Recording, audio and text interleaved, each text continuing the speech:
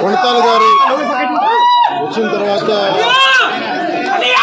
మనస్ఫూర్తిగా కృతజ్ఞతలు తెలియజేసే పార్టీలోకి వచ్చినందుకు, అలాగే భవిష్యత్తులో పార్టీ నిర్మాణం పైన, ఎన్నికల పైన, ఉత్తరాంధ్ర సమస్యల మీద, రాష్ట్ర భవిష్యత్తు మీద ఇవన్నీ మాట్లాడుకున్నాం. చాలా కూలంకషంగా మాట్లాడుకున్నాం. వన్స్ ఢిల్లీ నుంచి వచ్చిన తర్వాత ఇంకొంచెం స్పష్టతతో అందరూ మాట్లాడుతున్నాం.